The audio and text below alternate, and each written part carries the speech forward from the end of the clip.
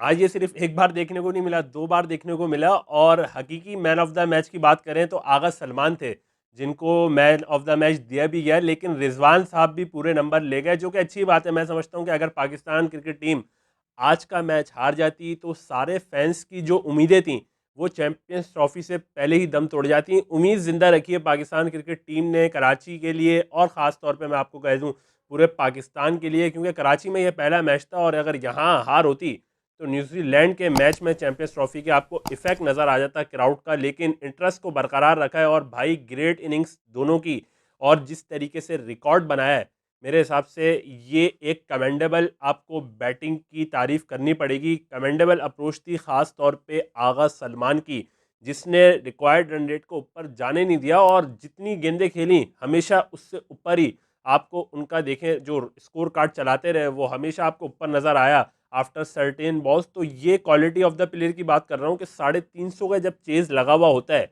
तो वहाँ कोई एक्यूमुलेटर नहीं होता, जिसको जो मौका लगे वहाँ आपको हिट करना पड़ती है और रिक्वायर्ड रन रेट को मद्देनज़र रखना पड़ता है। और आज पाकिस्तान ने चेज बड़ा अच्छा किया, लेकिन नेशनल स्टेडियम में एक चीज़ वाज़े हो गई है कि कराची का जिस तरीके से अब मौसम हल्का सा शिफ्ट होता हुआ नज़र आ रहा है, तो आपको ड्यू का इफेक्ट बिल्कुल दिखेगा। और आने वाले मैचेस में अब जो फाइनल होने वाला है, इसमें भी टॉस इंपॉर्टेंट है।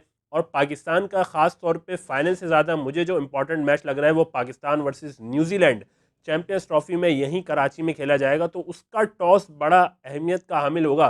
टॉस जीतो बॉलिंग करो तो मैच मुझे लगता है कि वहाँ वहीं टॉस पे 60-40 आपको होता हुआ नज़र आ जाएगा। और पाकिस्तान की बॉलिंग पे आज बात करना चाहूँगा। बैटिंग तो बड़ी शानदार आपको नज़र आ गई आगा सलमान की और मोहम्मद रिजवान की, एक अच्छी पार्टनरशिप कह सकते हैं आप।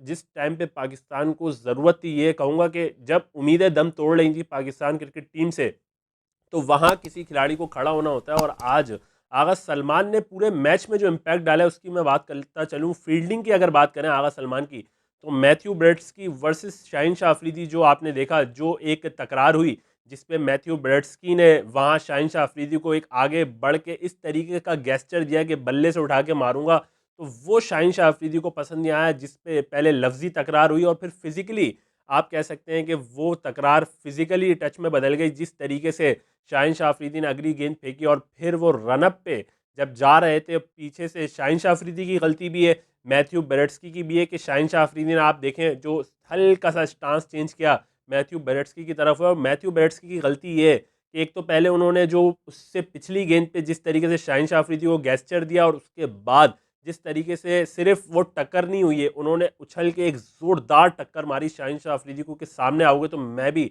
अब कहते हैं ना कि एक्शन का रिएक्शन जो है वो डबल होता है, तो वो मैथ्यू ब्रेड्सकी ने वो करके दिखाया शहनशाह अफरीदी को। और फिर तकरार चली और उसके बाद जो मैथ्यू ब्रेड्सकी ने कवर्स के ऊपर से जो शॉट मारा था वो कंफर्म चौका था। लेकिन यार आगा सलमान ने जो अपने राइट हैंड पे डाइव लगा के वो कैच किया है, वो एक शानदार कैच था। उससे पहले टॉनी डिजॉर्जी का स्लिप में जो आगा सलमान ने कैच पकड़ा, तो शायद आप कह लें कि आगा सलमान पूरे मैच में आपको उनका शुरू से इम्पैक्ट नज़र आ रहा था। और फिर 3 आउट के बाद जब आगा सलमान आए तो वो तनहे तना आप कह सकते हैं कि मोहम्मद रिजवान के साथ पार्टनरशिप जो लगाई है उसमें ज़्यादा इम्पैक्ट की मैं बात करूं, इम्पैक्ट की हमेशा आपसे बात करता हूं, तो आगा सलमान का इम्पैक्ट उस इनिंग में नज़र आ रहा था और वो लेके चले। आखिर में अनफॉर्चुनेटली मैच फिनिश ना कर सके, आउट हो जाते हैं वो, लेकिन अगर वो मैच फिनिश करते तो उनके एवरेज पे जो फ़र्क पड़ता वो बड़ा नुमाया फ़र्क आपको नज़र आ सकता था। लेकिन पाकिस्तान की बॉलिंग पे फटाफट आता हूँ।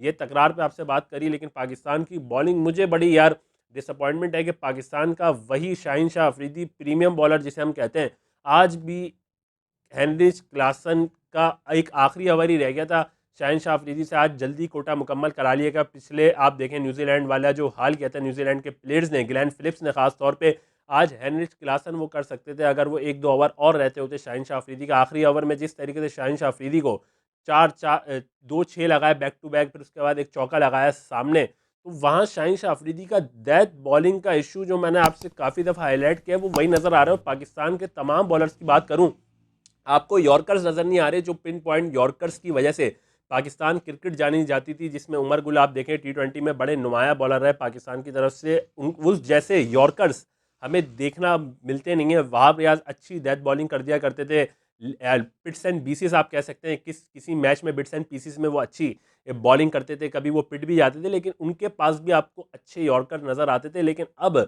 आपके जो तीनों फास्ट बॉलर जो खेले हैं, आज हसनैन की मैं खसूसी तौर पे बात करूंगा आगे चल के, लेकिन ये इनके पास ना यॉर्कर्स हैं, ना इनके पास टुनटुने वाला बाउंसर है कि सर पे मारने वाला जो एक बाउंसर होता है पिन पॉइंट एक्यूरेसी वाला, वो इनके पास बाउंसर भी नहीं है। और जितनी फ्लैट विकेट्स हो रही हैं तो वहां आपको बाउंसर काम आएगा जो सर पे आगे लगे, या तो आपको यॉर्कर बचा सकता है। स्लोअर वंस भी आपको काफ़ी हद तक प्रोटेक्ट करते हैं, लेकिन फिर आपको मिक्सचर ऑफ आप कह सकते हैं, आपको वेरिएंस चाहिए अपनी बॉलिंग में, आपको लाइन और लेंथ पे अपनी काम करना पड़ेगा। तो जब भी कहते हैं कि स्लोअर वन भी वहाँ इफेक्टिव होती है जब उसकी लाइन अच्छी हो, लेंथ अच्छी हो। तो ये चीज़ है कि पाकिस्तान की डेथ बॉलिंग इशू नज़र आ रहे हैं। हारिस रऊफ़ का स्टेटस अभी कुछ पता नहीं है, वो चैंपियंस ट्रॉफी के लिए अवेलेबल होंगे या नहीं। लेकिन इसकी मैं बात कर लूँ कि मोहम्मद हसनैन, एक तो ये ज़्यादा बोझ नज़र आ गया आज के मैच में आपको, ना इनसे फील्डिंग हो रही थी, डाइव ये मार नहीं सकते, क्या प्रॉब्लम है फिजिकली मुझे नहीं पता, लेकिन आपने जितनी भी इनकी फील्डिंग देखी होगी आज के मैच में, बराबर से गेंद जा रही थी, डाइव मारना गवारा नहीं की मोहम्मद हसनैन ने। तो एक फील्डर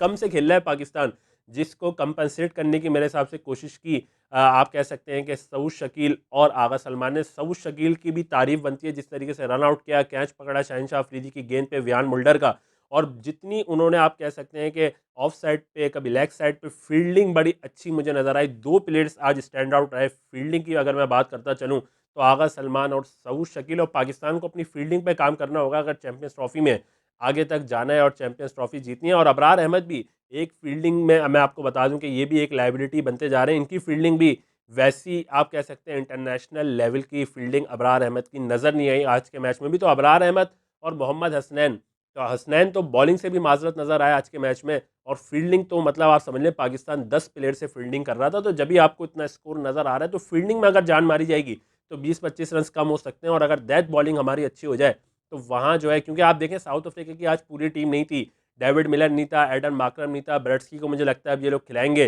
नीचे से रबाडा बॉलर नहीं था, और मार्को यानसन का आप देख लें वो नहीं था। तो मतलब ये चीज़ है कि अगर साउथ अफ्रीका की पूरी आप कह सकते हैं कि टीम होती, अवेलेबल होती, तो ये 350 क्या 380 भी स्कोर जा सकता था। जिस तरीके से हिटिंग के लिए मशहूर डेविड मिलर है, तो यार ये इन चीज़ों पे काम करना है। स्क्वाड पे मैं आपसे बात कर चुका हूँ, एक स्पिनर की कमी नज़र आ रही है। पार्ट टाइमर से आप करवा तो रहे हो, लेकिन पार्ट टाइमर्स मुझे नहीं लगता कि आपको वो wicket taking option in flat tracks पे वो जो है विकेट निकाल के दे सकते हैं। उनको 7 साढ़े 7 रन फी ओवर आराम से बड़ी टीम जो है वो लगा सकती हैं। और जब ये पहाड़ बनेगा आपके लिए टोटल, तो 350 भाई हर दिन चेज़ नहीं होता। ये आज आगा सलमान और मोहम्मद रिजवान ने चेज़ कर दिया, लेकिन आपको पता है जब भी 350 से ऊपर 330 320 330 लगेगा, तो आपको फ़खर जमान का स्टार्ट चाहिए होता है। आज भी उन्होंने ही आप देख लें जो स्टार्ट दिया है 40 रन का, तो आपकी जो है वो इनिंग चलना शुरू हुई है। जिस दिन फ़खर जमान 0 for 1 हो जाएगा,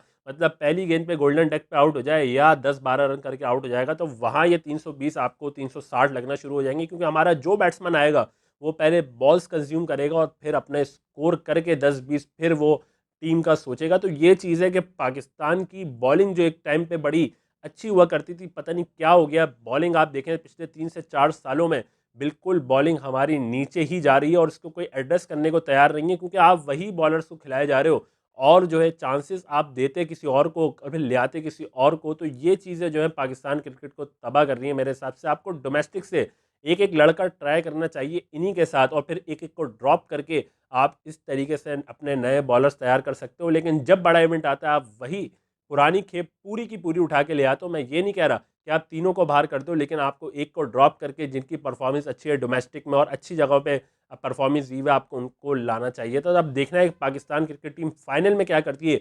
जुम्मे को फाइनल होने जा रहा है न्यूजीलैंड के खिलाफ इसी कराची के स्टेडियम में, और फिर पाकिस्तान अपना अगला मैच इसी न्यूजीलैंड के खिलाफ जो है वो आप कह सकते हैं कि चैंपियंस ट्रॉफी में कराची में खेलेगी। तो नेक ख्वाहिशात पाकिस्तान क्रिकेट टीम के साथ हैं। थोड़ी खुशियाँ आज मुझे लगा है कि फैंस के चेहरों पर आएंगे। अब देखना है पाकिस्तान क्रिकेट टीम कब तक इन खुशियों को सजाए रखती है, या फिर जल्दी पाकिस्तानी क्रिकेट फैंस जो है वो मायूसी का शिकार होंगे पाकिस्तान क्रिकेट टीम से। तो मिलते हैं अब आपसे नेक्स्ट वीडियो में, जब तक दीजिए इजाज़त। देखते रहिए द क्रिकेट डग आउट। अल्लाह हाफिज़।